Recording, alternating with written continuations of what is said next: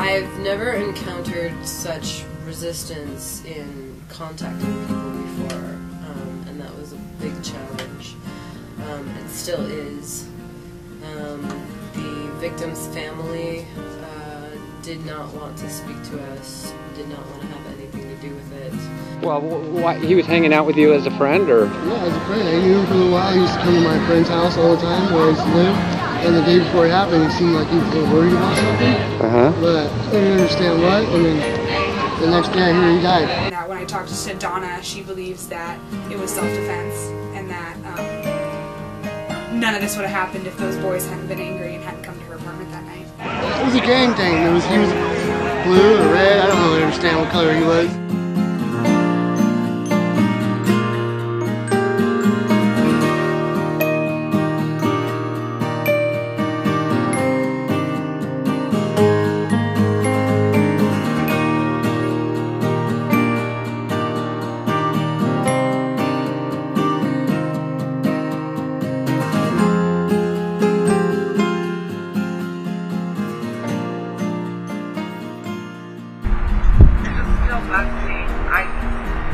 Me and my friend, we were out there and found him, and to me, he was precious.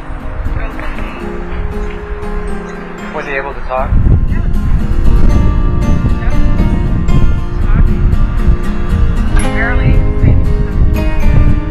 you have any idea that he was on? I don't think he even had a clue. He knew he'd been stabbed, that guy. Yeah, I think so. Yeah. But I don't know if he knew he was going to die. He didn't seem afraid or anything. He just seemed more, that he was hurting. He was having trouble breathing. Were you okay? On September 15, 2009, the police responded to a fight on Beatty Street in Medford with multiple subjects that resulted in 3 individuals being stabbed, with one of the subjects dying from his injuries. After an investigation into the incident, it was determined that 14-year-old Mauricio Terán stabbed Marco Antonio Diaz with a knife. A majority of the subjects involved are in or claim relations to the street gangs of Serenos and Norteños. Am I saying that correctly? Serenos and Norteños? Okay.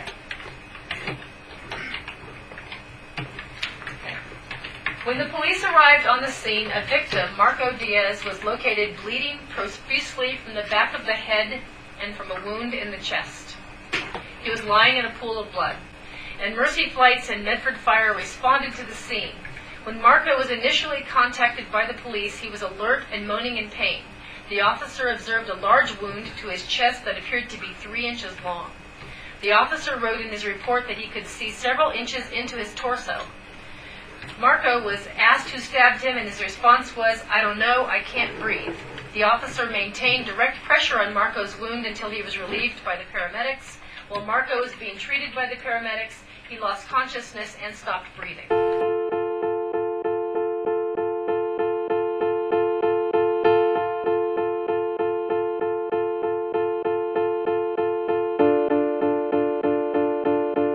So they had blood all the way down here. They were here all night.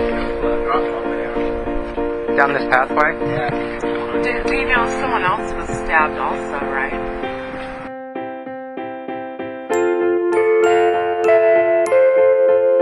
My neighbors here were very traumatized. I think everybody in the neighborhood is aware of it. I know it happened right here at our doorstep, so.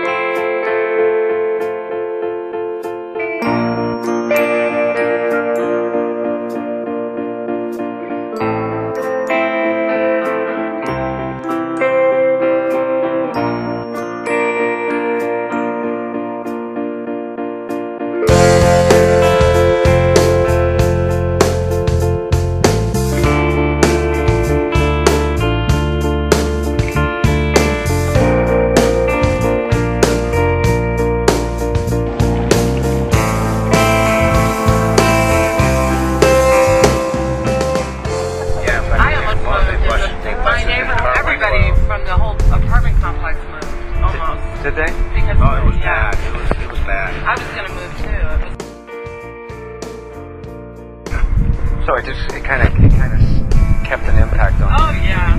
Her mind, Yeah. still even now talking about it, it's just, it's very horrible. Yeah.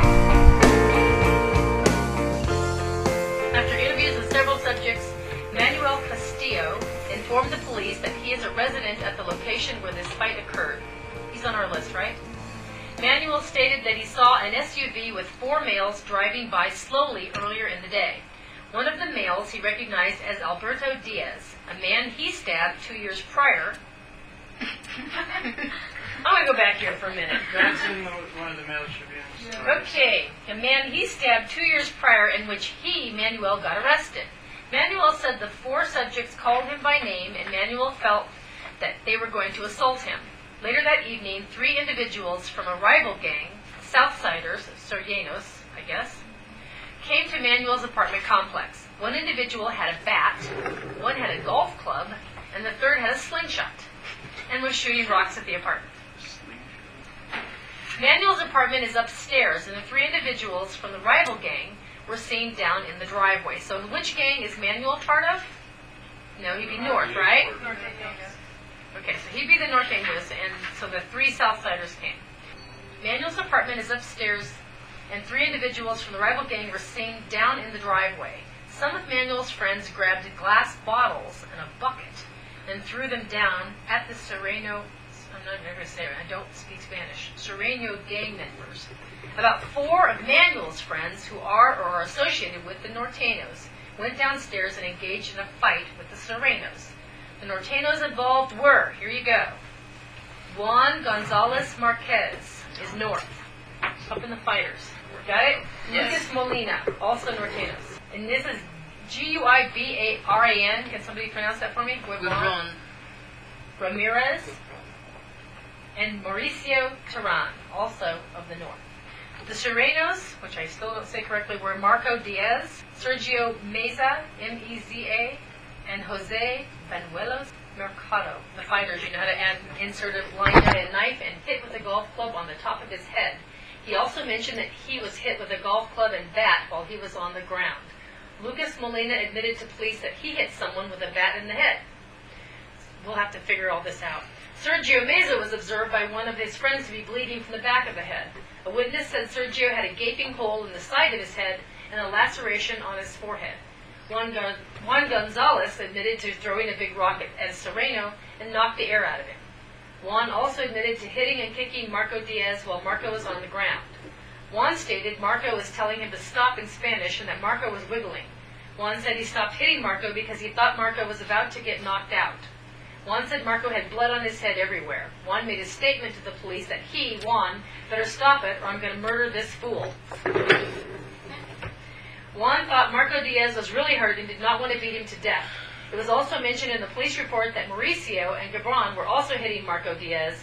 Gibran and Juan were charged with assault 1 for kicking and hitting Marco Diaz in the head and body while Marco was on the ground.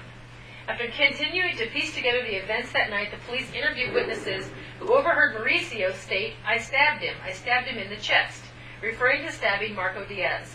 One witness heard Mauricio repeat that over and over again. It was also overheard that Mauricio hit Marco Diaz with a baton. It should be noted that when the police were obtaining Mauricio's buccal swabs, B-U-C-C-A-L? Cheek buckle. Okay? He made the comment, so am I being charged with murder?